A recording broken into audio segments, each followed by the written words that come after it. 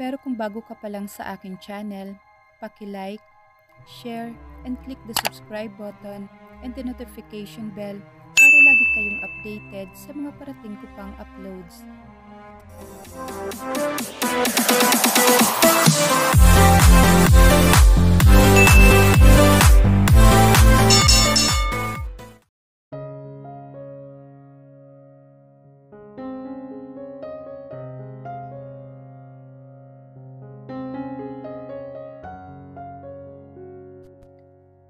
Halos patakbong sumunod si Camille sa lalaking mabilis na naglakad patungo sa kanilang kwarto ni Calex. Hihilahin niya sana ito, pero di niya ito inabutan at dahil sa iniiwan niyang bukas lagi ang pinto ng kanilang kwarto, dire-diretsyong nakapasok sa loob ng kwarto nila ni Calex si Dave. Naabutan ni Camille si Dave na nakatayo sa tabi ng crib. She could see the side profile of Dave. That aquiline nose na hinahangaan niya kay Calex ay parehong-pareho kay Dave. She admired Calex's handsomeness before she thought of his father na isang good-looking at nakuha iyon ni Calex ngayon. Parang hindi niya gusto na naging kamukha ni Calex ang ama nito dahil mahirap i-deny ang pagkakamukha nilang dalawa. Nakatungo si Dave kay Calex na nagpapalahaw na at umaangat na ang kamay at paa. Namumula na rin ang mukha nito. Dave stood beside the crib and he was mesmerized by the baby inside the crib. Hindi siya pwedeng magkamali. Anak niya ang batang nasa crib. Agad na lumapit si Camille at tinampot si Calex. She checked his diaper, pero di pa naman puno ang diaper nito. Nagising ito marahil nagulat ito dahil sa sigaw niya. Dave looked at his son and at the woman who's cradling him. What's wrong with him? Bakit siya umiiyak? Ang mahina at alalang tanong niya. Nagulat lang siya. Ipagehele ko lang siya, maya-maya ay tulog na rin si Calex. Ang mahinang sagot rin ni Camille. Dave just nodded and he watched Camille lightly shook Calex inside her arms. Calex? I like that. Ang mahinang sabi ni Dave. Gusto niya ang pangalan nito. Kahit siya, ay yun din ang ipapangalan sa baby niya. Camille just looked at him. Sandali mang tumigil ang pagtatalo nila, ay alam ni Camille na hindi pa sila tapos ng lalaking ito, lalo na at nakita na nito si Calex. Hindi niya maipagkakaila na anak na ito ni Calex, and to think na pinuntahan pa siya ni Camille para ipaalam ang anak nito sa kapatid. Lumapit si Dave kay Camille, and he watched his son inside her arms habang unti-unti itong nakatulog sa bisig ni Camille. Nang makatulog na ulit si Calex ay ayaw pa rin itong bitawan ni Camille. Natatakot siya na baka kapag inilapag niya si Calex ay mawawala ito sa kanya. Anak ko si Calex, ang sabi ni Dave at hindi iyon tanong. Sigurado siyang anak niya ito. Ramdam niyang anak niya ito. Anak ko si Calex. Mahina man ay mariin ang pagkakasabi ni Camille. Magsisimula na naman ba tayo? Ang patanong at inis na sagot ni Dave. Kukunin niya ang anak niya anuman ang mangyari. Kung anak mo man si Calex at sinabi sa iyo ng kapatid ko, bakit ngayon mo lang hinanap si Calex? Ang galit na tanong ni Camille. Di ako agad naniwala, of course. Isa lang sa mga dumaang babae ang kapatid mo. Ang simpleng sagot ni Dave. Napanting ang tenga ni Camille sa narinig. So, responsable ka pala sa pagkamatay ng kapatid ko. Ikaw ang pinuntahan niya nung araw na nadisgrasya si Faye. Ang galit na sabi ni Camille. Wala akong kinalaman sa pagkamatay ng kapatid mo. Ang mariing sagot ni Dave. Dahil siguro sa pagdenay mo sa kanya at di mo siya pinaniwalaan. Sa sobrang sama ng loob niya, nadisgrasya siya. Dahil sa hindi mo tinanggap ang ipinagbubuntis niya. Ang galit na sabi ni Camille.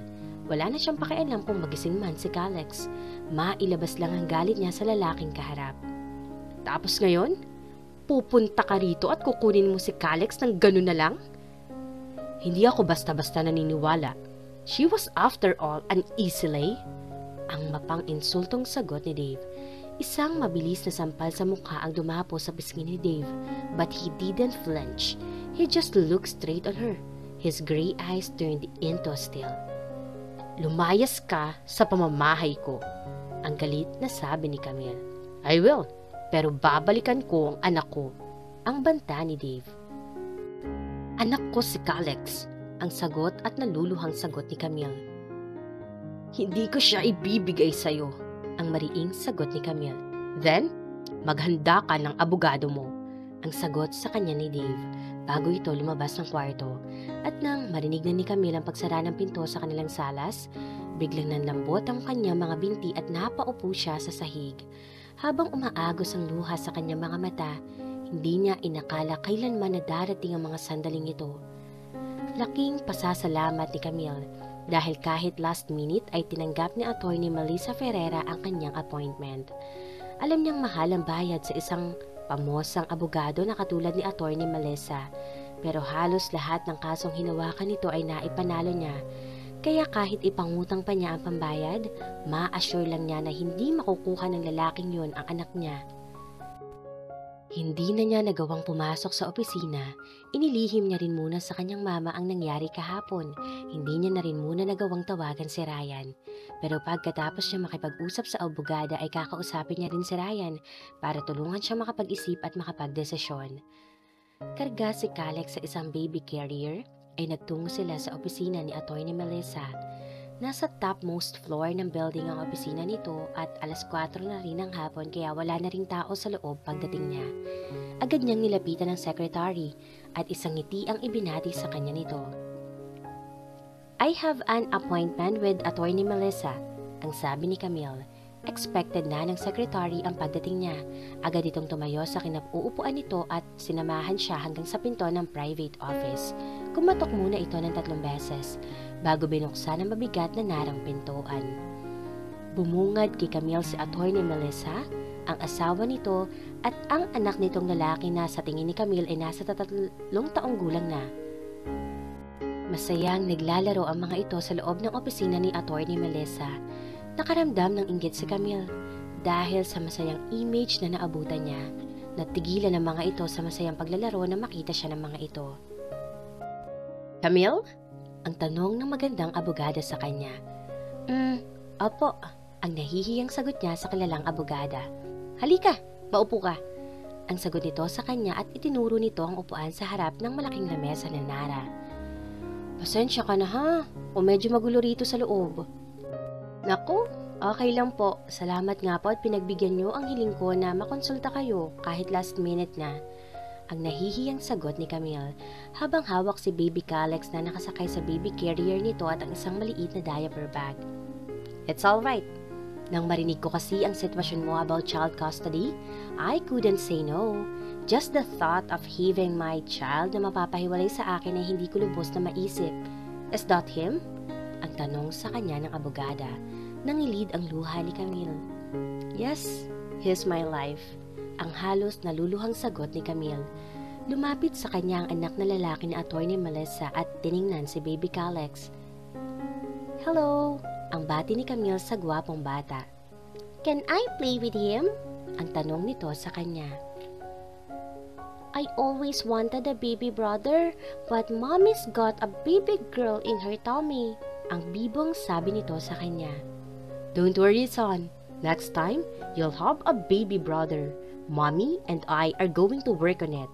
Ang sagot ng asawa ni Atty. Melissa na si David. Namula naman ang mga pisngi ng abogada sa sinabi ng kanyang asawa. Pwede ba namin siyang alagaan muna, si Calix, para sa'yo? Para makapag-usap kayo ng maayos ni Melissa? Ang tanong sa kanya ng asawa nito at inabot ng mga kamay nito si Calix. On impulse, iniiwas ni Camille si Calix. Tila ba proteksyon at ayaw niya makuha ito sa kanya. Napansin niyang nagkatinginan ng mag-asawa at napabuntong hininga si Camille. I'm sorry, I didn't mean to be rude pero kasi simula kahapon ay para na akong paranoid na kukunin sa akin si Calix at pwede siyang mawala sa akin anumang oras. Ang emosyonal na sabi ni Camille. It's okay. Naintindihan ka namin, but we're here to help you. Don't worry, he'll be safe with us. Ang sagot sa kanya ng asawa ni Atty. Melissa. Camille looked at him warily, and a big smile formed in her face and she handed Caleb to him. The two women watched their kids for a while before Atty. Melissa spoke. Kids, I agree with you. They are our world, our life. Ang sabi sa kanya ng abogada. So, tell me everything. Camille narrated her situation at ang encounter nila ng ama ni Calex. Attorney Melissa listened to her intently while she narrated. Her voice was shaking with emotions. Attorney Melissa nodded first before she spoke the moment Camille stopped speaking. Let me explain this first. When a parent died in your case, your sister, and there was no father to claim the child, you are a responsible candidate as a guardian, and because you are very much willing. Nagliwanag ang mukha ni Camille sa narinig, pero ang mga sumunod na sinabi ng abogada ay ang nagpakaba at nagbigay ng takot sa kanya. The father of Calex must first establish paternity. Once paternity was established, he gained his father's rights, like child visitation or custody's rights, and I'm referring to a situation where the mother was living. If the mother was deceased and the father established paternity, madali na niyang maipapanalo ang child custody case. Ang paliwanag sa kanya ng abogada. Bumigat ang dibdib ni Camille. No. Kung binuntahan ni Faye si Dave, ibig sabihin, sigurado ang kapatid na ito ang ama.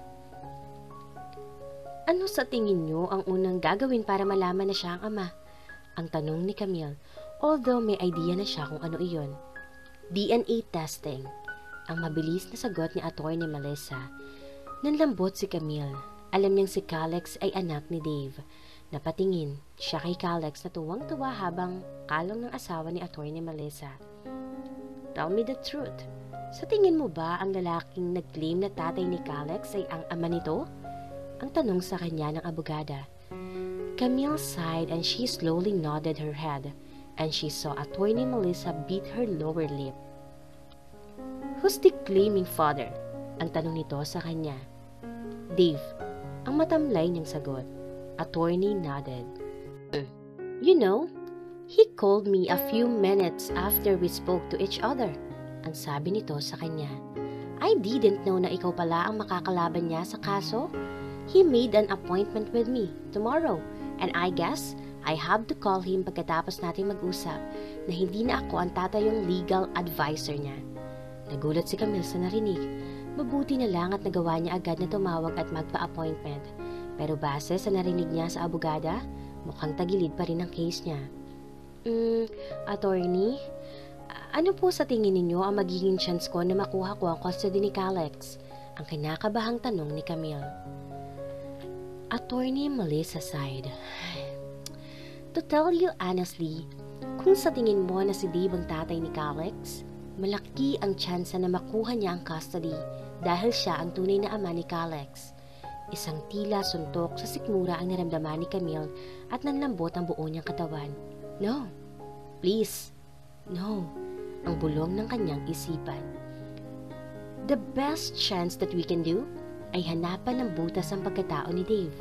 That would make him unfit to care for the child, like drug addiction, mental illness, etc. Ang paliwanag ni attorney. Don't worry, Camille. I'll do everything to help you. Naglalakad na pabalik ng kanilang bahay si Camille. Bit-bit si Calex at ang isang diaper bag. Malapit na siya sa kanilang bahay nang matigilan siya sa kanyang nakita. Nakatayo sa labas ng bahay nila si Dave. Nakasandal ito sa pinto ng driver's door ng mamahalin nitong sasakyan. Nakatungo ito at nakatingin sa cellphone nito, tila ba nagbabasa?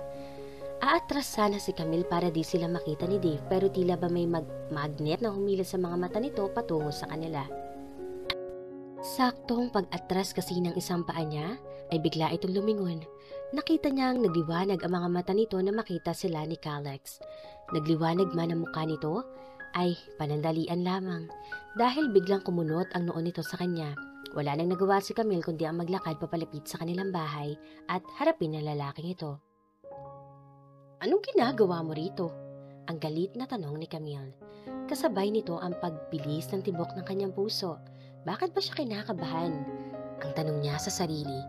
Kinakabahan ba siya dahil sa nervyos o takot? O dahil sa kakaibang dating ng lalaking ito sa kanya? I came here for my son. Ang mariing sagot ni Dave sa kanya. And he gave her a stern face. I told you before, Calex is not your son. Ang galit na sagot ni Camille at niyakap niya na mahigpit si Calix. You know, he's my son. Your sister knew he's mine. Ang mariing sagot ni Dave sa kanya at bahagyang inilapit pa nito ang mukha sa kanya, kaya kitang-kita niya ang kulay abon ng mga mata nito na may gold specks. So, nasaan ang sinasabi mong abogado? Nakahanda ako sa kaso para sa child custody. Ang mayabang at naghahamon na sagot ni Camille. And she saw na nag-register ang galit sa mukha nito and the side of his jaw twitch. May nauna nang nakakuha sa abogadong gusto ko? Ang makahulugan na sagot ni Dave sa kanya. Isang matamis na ngiti ang isinagot ni Camille sa kanya. Tila ba nang aasar kay Dave, ngunit nawala ang ngiti niya na makita ang reaksyon sa mukha nito.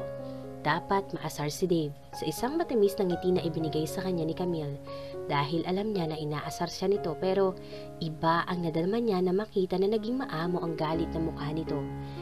Dave caught his breath and he sucked in hard, na parang may sumuntok sa kanya, and instantly his eyes locked on her lips. But then, naalala niya ang ginawa nito, kaya muling nakaramdam ng inis si Dave. Nakuha mo man ang abogadong gusto ko? But it won't guarantee you won. Gusto ko ng DNA testing. Ang giit ni Dave at nakita niya na nagulat at kinabahan ito. Camille wet her lips nervously at napansin niyang pinagtitinginan na sila sa labas. Alam niyang di pa niya ito mapapaalis, kaya minabuti na lang niyang imbitahan ito sa loob ng bahay. Can we talk inside? Ang tanong ni Camille. I don't know. I'm afraid I could cause a heart attack on your mom, ang sagot ni Dave, and he gave her a boyish grin. Di napigilan ni Camille na di mapangiti sa sagot ni Dave. Ano ba kasi ang pakilala mo sa kanya? Ang tanong ni Camille. Hinahanap ko ang mami ni Calix kasi ako ang daddy niya, ang sagot ni Dave na nakangiti pa rin. Mommy? Was he referring to Faye or her?